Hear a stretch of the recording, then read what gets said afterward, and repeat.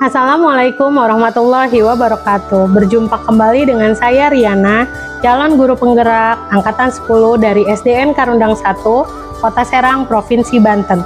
Kali ini saya tidak sendiri, saya ditemani oleh Ibu Nurlela. Beliau adalah guru kelas 5A di SDN Karundang 1. Assalamualaikum Ibu. Waalaikumsalam Ibu. Apa kabarnya Ibu? Alhamdulillah. Alhamdulillah, semoga Ibu selalu dalam keadaan sehat ya Bu. Amin. Baik, hari ini kita adakan percakapan praobservasi ya Bu. Sebelum nanti saya akan amati jalannya proses pembelajaran yang akan Ibu laksanakan. Atau sebelum saya melakukan proses supervisi kelas. Adapun tujuan dilakukannya supervisi ini adalah untuk mengetahui, juga mengevaluasi jalannya proses pembelajaran yang akan Ibu lakukan. Ya, baik Bu. Dan kenapa kita hari ini melaksanakan percakapan praobservasi itu karena sebelum Ibu melakukan pembelajaran supaya Ibu lebih siap, lebih percaya diri begitu Bu ya. Maka dari itu kita lakukan percakapan praobservasi. Nah, ada beberapa pertanyaan Ibu yang ingin saya tanyakan kepada Ibu berkaitan dengan tujuan. Kira-kira tujuan pembelajaran yang ingin Ibu capai boleh di-share Ibu? Boleh.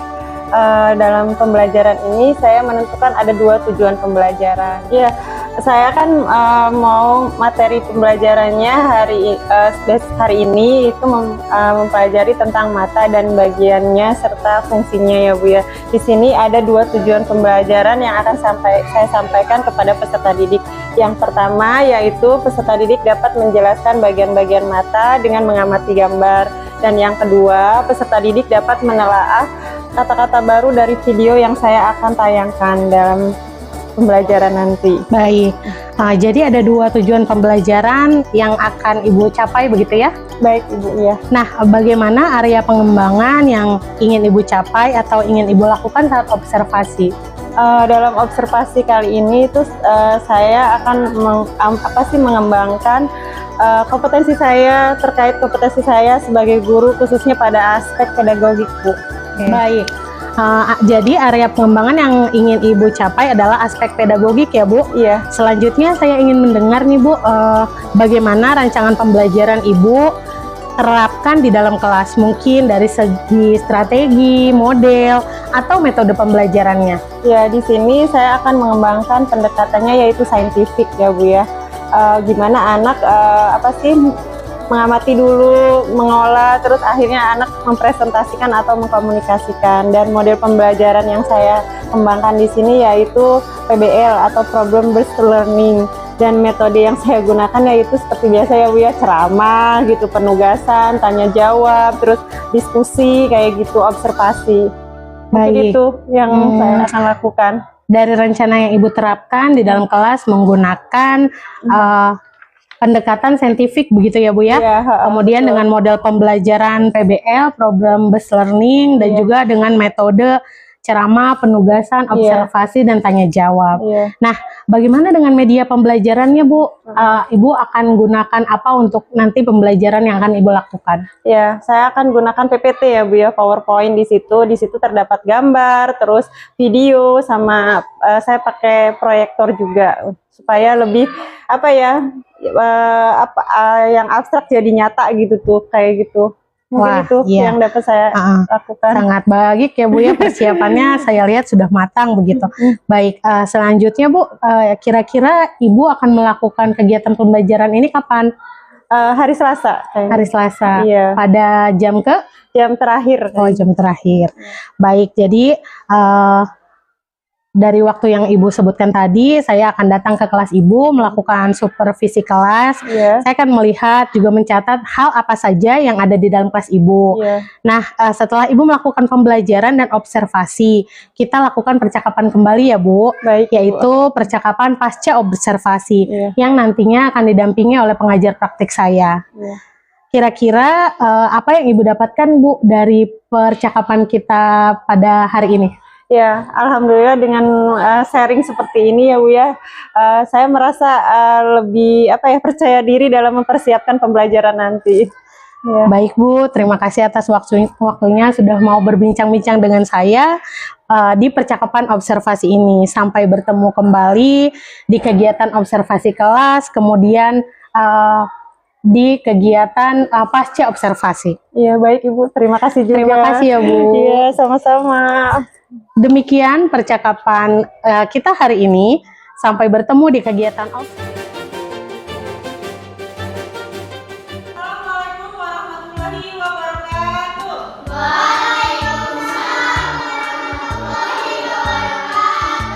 Ya, selamat pagi anak-anak. Ya, apa kabar semuanya hari ini? Ya,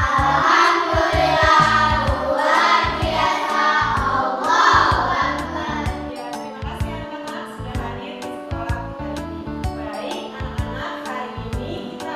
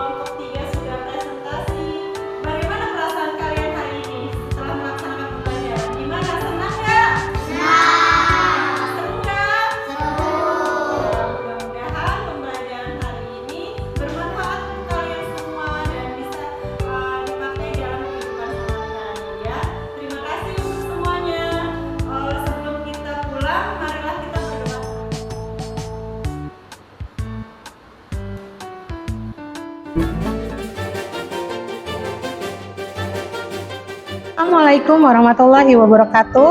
Berjumpa kembali dengan saya Riana, calon guru penggerak angkatan 10 dari Kota Serang, Provinsi Banten.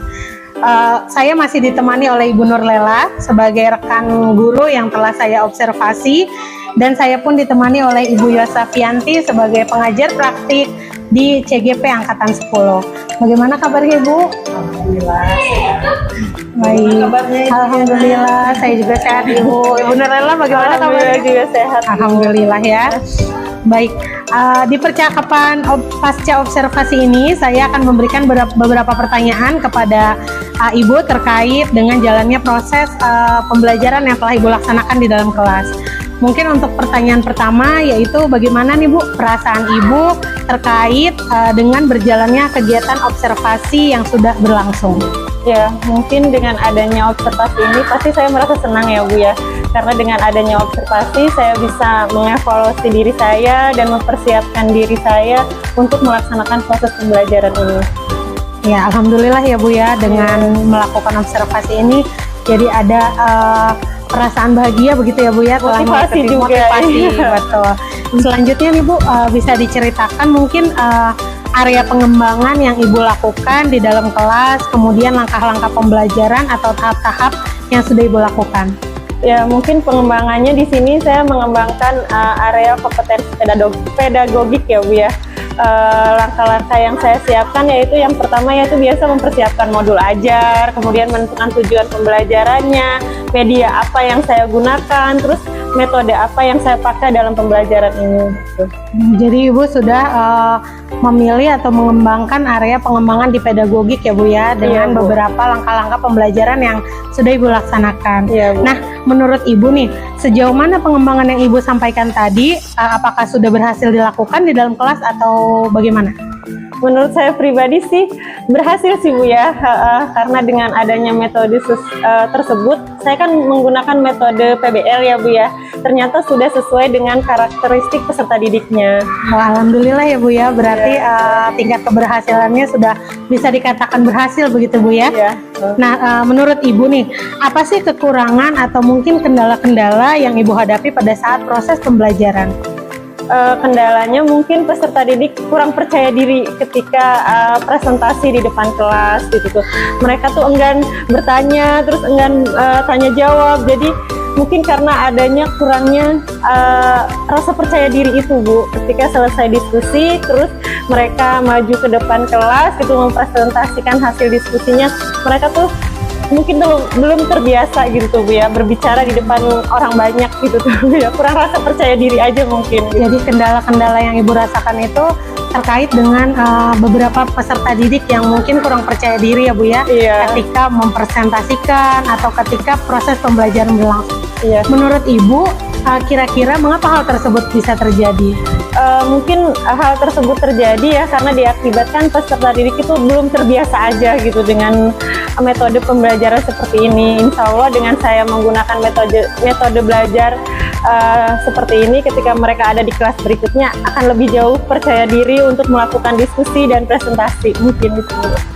Baik, berarti rencana ke depan ya Bu ya? Iya. Nah, itu rencana yang akan Ibu lakukan nanti ke depannya. Iya. Pada saat proses pembelajaran, Ibu sudah menyesuaikan dengan kenyamanan peserta didik dalam gaya belajar ya Bu ya? Iya. Kemarin saya lihat juga Ibu sudah melakukan beberapa pembelajaran yang menyesuaikan dengan kebutuhan peserta didik. Iya. Mudah-mudahan apa yang Ibu rencanakan ke depannya dapat berjalan dengan baik ya Bu ya? Iya. Saya nantikan cerita-cerita berikutnya di pembelajaran yang akan datang. Iya. Terima kasih ya Bu Nurlela Iya, atas sama-sama Ibu. kerja samanya selama ini. Baik, selanjutnya saya akan berikan kesempatan kepada Ibu Yosafianti sebagai pengajar praktik saya untuk memberikan umpan balik atau tanggapan dengan jalannya kegiatan pasca observasi. Monggo Ibu. Ya, terima kasih Ibu Riana dan Ibu siapa namanya? Ibu Nur. Ibu Nur, terima kasih. Setelah saya melihat tadi pembicaraan coaching antara Bu Riana dengan Bu Nur, saya lihat sudah sesuai dengan alur. Ini menggunakan alur Tirta, Iya, yang betul. menggunakan alur Tirta.